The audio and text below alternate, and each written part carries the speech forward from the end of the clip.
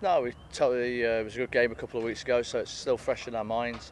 It was certainly an entertaining game, but again, I think you've got two very good teams going against each other with different styles of play. But hopefully, again, I think in those type of games, getting that first goal is really very important. But you also have to make sure you see the whole game through because I think both teams have the ability to create good opportunities on goal. So it should be an entertaining game, one we're looking forward to, and hopefully after last weekend and losing on the road, we get back to the comforts of our own stadium and get back on the winning track. Yeah, there's up to the professional level. Yeah, I know we've got a meeting later today to finalise the rosters for both teams for the weekend. So, but yeah, Ryan has had a good couple of minutes under his belt with the MLS2 team. What I like about Ryan, he's somebody that is an aggressive centre back and commands respect throughout the back line and is good at organisation as well. So hopefully that transfers well into the MLS games. And he's a guy that is very mature, sensible, and if he does get his opportunity this weekend, looking forward to seeing him make that debut for the MLS team. Yeah, Jovin's trained with us a couple of times as well, and was with us last weekend and did a good job. Got into some good areas, and his quality, you can see his technical ability is very good. Obviously, he's finding his legs to get his full fitness. When he does, he's again a quality player that will be available for selection. When you go No, we felt during the course of the game that we got in some really good positions, and then we just weren't able to necessarily execute it the way we wanted to, whether that was technical or whether that was movement off the ball.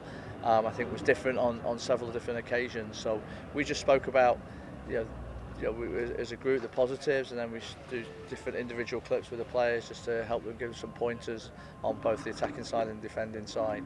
Obviously, the goal we conceded. Was a little bit self-inflicted, but that happens in soccer, and the way the players responded, and we were still creating chances in the 93rd minute to maybe have an opportunity to sneak back a point and then go on to penalty kicks as it happens in this league.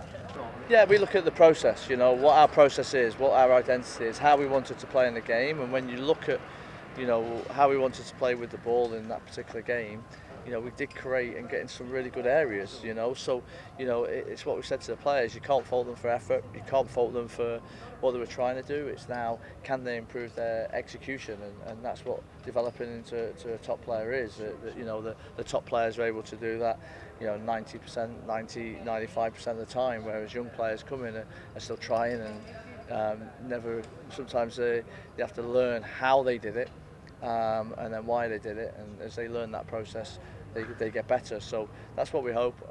There's lots we need to work upon, both decision making, both technically, and then obviously on the defensive side of the ball. But I think this group is learning, and last week we were playing a very talented New England team, well coached, and we were there toe to toe in terms of the game.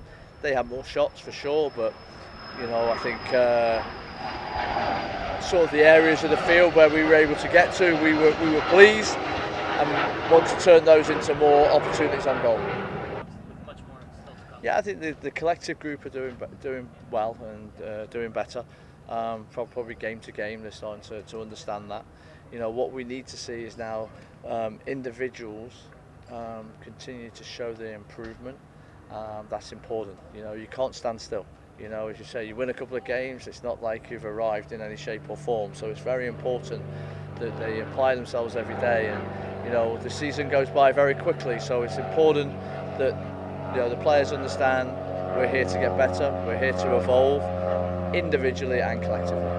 Pressing themselves and being able to pull off the magic in the attack.